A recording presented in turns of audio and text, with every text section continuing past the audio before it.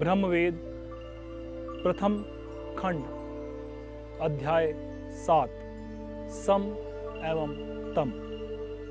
सदा अजेय एवं अमर सम एवं तम दोनों को परम ब्रह्म ने उत्पन्न किया।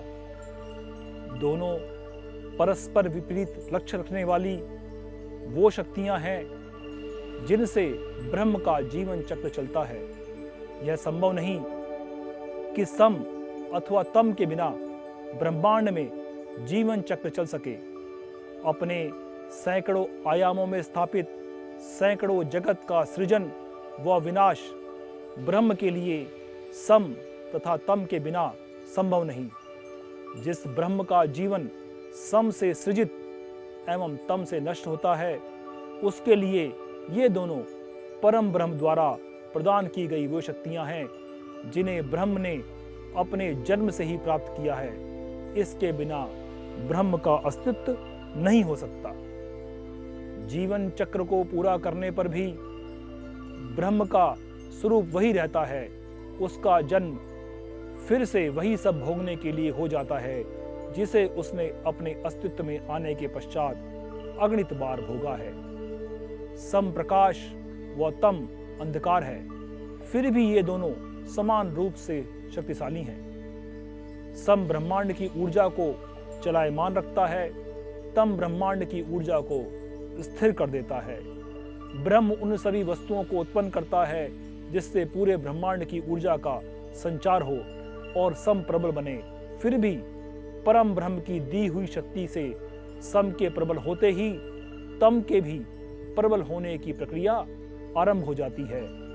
मनुष्यों, जीव जंतुओं एवं स्थिर जगत को सम ऊर्जा के प्रवाह से चलायमान रखता है।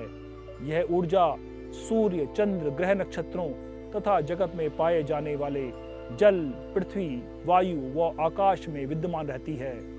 व्यक्ति का जीवन भी इन्हीं तत्वों से निर्मित है।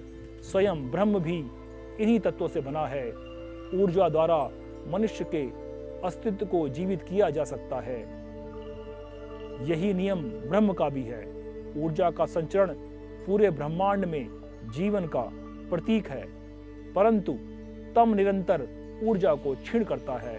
प्रत्येक गतिमान वस्तु तथा जीवन उस ऊर्जा से चलायमान रहता है जो स्वयं परम ब्रह्म का प्रतीक है।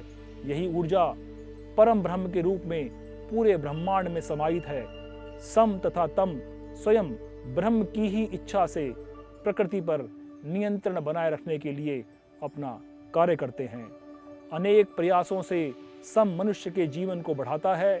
प्राणियों में बुद्धि का विकास, शरीर में शक्ति का संचार मात्र उस ऊर्जा से संभव है जिसे प्राण कहते हैं।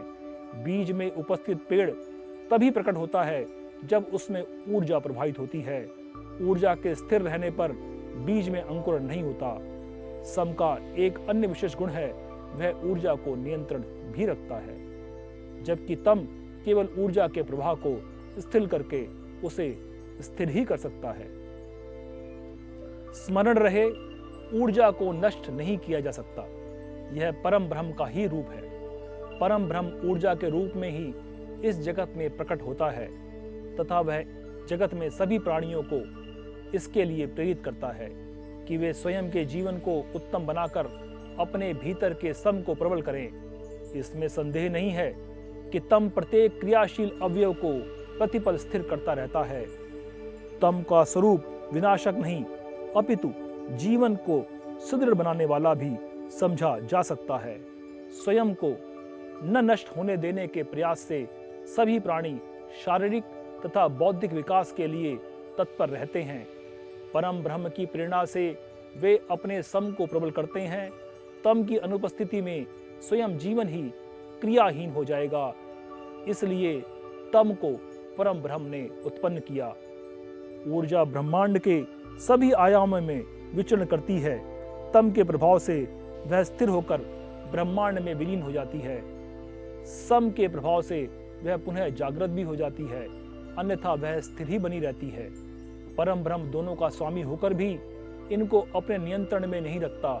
ये दोनों स्वतंत्र रूप से ब्रह्मांड के क्रियाकलापों द्वारा अपना स्वरूप घटाते व बढ़ाते रहते हैं।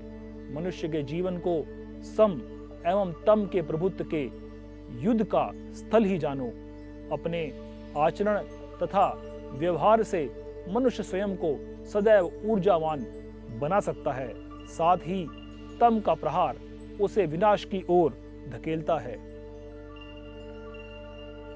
ब्रह्मवेद प्रथम खंड 7वां अध्याय सम एवं तम समाप्त।